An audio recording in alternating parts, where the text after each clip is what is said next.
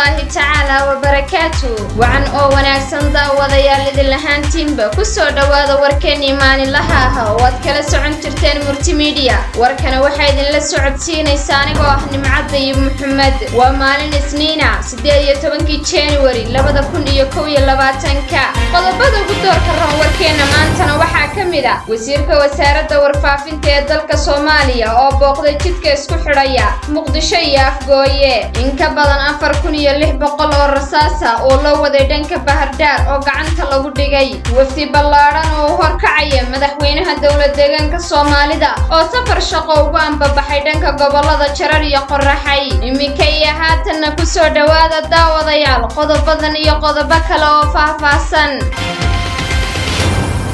arday kor dhaafaysa 330 oo u furmay imtixaanka COC-gu gudaha kulliyadda maareynta iyo adeegga shacabka ee dawladda deegaanka Soomaalida arday tiradoodu kor dhaafaysa 330 arday oo xirfadlayaal ah ayuu maanta uga furmay imtixaanka xaqiijinta tayada xirfadlayaasha ee lagu magacaabo COC-gu gudaha macadka maareynta iyo adeegga shacabka ee dawladda deegaanka Soomaalida ardaydan ayaa la sheegay inay u badan yihiin kuwii sanadkan ka qalin jabiyay kulliyadda maareynta iyo adeegga shacabka maareeya ku xigeenka kulliyadda maareynta iyo adeegga shacabka ee dawladda deegaanka Soomaalida Mudane Axmed Xabiib Ibraahim oo warbaahinta la hadlay ayaa sheegay inuu imtixaankani socon doono 3 maalmood imtixaanada noocan ah ee ardayda laga qaaday ayaa isugu jira kuwa qoraal ah iyo kuwa tus oo taasi ah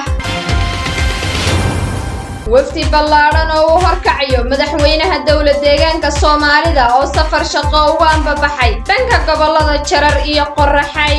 wafdi ballaaran oo hogaaminayo madaxweynaha dawladda deegaanka Soomaalida Mudane Mustafa Maxamed Cumar ayaa wakiictamay caasimadda dawladda deegaanka Soomaalida dhanka iyo gobolada Jarar iyo Qorraxay wafdiga ayaa ugu horeyn sii kormeeri doona mashaariic laga wada gudaha caasimadda gobolka Jarar ee Dhagaxbuur waxayna uga sii gudbi doonaan dhanka xarunta tababarada ciidanka gaarka ah ee dawladda deegaanka Soomaalida oo ku taala magaalada Birqod wafdiga ayaa sidoo kale u sii talaabi doona dhanka magaalada Qabri Dahar wafdigan ayaa la rajaynayaa in ay ka qayb galaan xafladda xariga jarka mashruuca waxbarasho oo ay bulshadu gaar ahaan qurba joogta Qorraxay hirgelisay isku tashina lagu dhisay looguna magac daray Qorraxay International School Academy dhismaha mashruucan oo socday muddo dheer ayaa hadda soo dhamaaday lana filayaa inuu bilowdo nacfigiisu qodobada aan idinka hayna dalka gudihiisana waxay sheegayaan qaar ka mid ah in ka badan 4600 oo rasaas ah oo loo waday dhanka Bahardar oo gacanta lagu soo dhigay in ka badan 4600 oo rasaas ah oo loo waday dhanka magaalada Bahardar ee caasimadda deegaanka Axmaarada lagana keenay dhanka magaalada Maqale ayay ciidamada militarigu gacanta ku dhigeen rasaastan oo lagu sheegay tiradeeda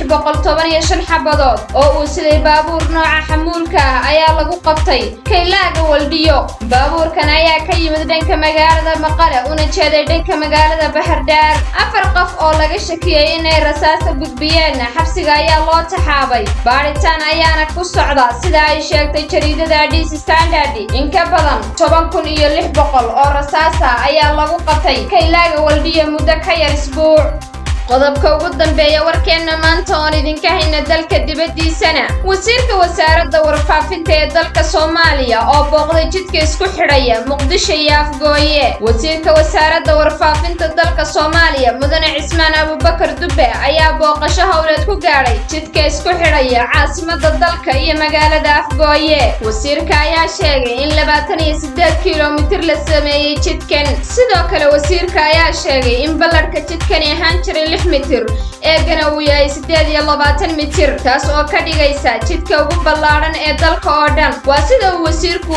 hadalka u dhigay wasiirka ayaa u mahadnaqay dawladda Qatar oo maalgelinaysa jidkan iyo shirkadda Anas oo fulinaysa dhismaha jidkan lagana leeyahay dalka Turkiga wasiir Cismaan ayaa sheegay inuu dhismaha jidkan yahay halgan balse uusan ahayn dhismo jid oo kaliya ah wasiir Cismaan ayaa tibaaxay in jidkani ku maqan yihiin dad badan oo isugu jiray ciidanka qaybihiisa iyo bulsho kalaba kuwaas oo qaraxyo lala beegsaday intii uu jidkani socday isagoo sheegay in ay sababtu ahayd in uusan qabsoomin dhismaha jidkanu. waxaa xusid mudan in qarax lala beegsaday howlwadeenadii jidka oo isugu jiray dad ajaanib ah, gaar ahaan injineero ka soo jeeda dalka Turkiga iyo dad Soomaaliyeed oo la shaqaynayay oo isugu jira askartii ammaankooda sugayay iyo muruqmaal. arrintaas oo abuurtay rajo xumo laga qaado sii socoshada jidkan, balse ay dowladda Soomaaliya ka muujisay dhabar adayg badan. war wixii aanu idiin haynay daawadayaal waa naga intaa markii xigta ku kulmi doona hawada waxaan idinkaga tegaynaa.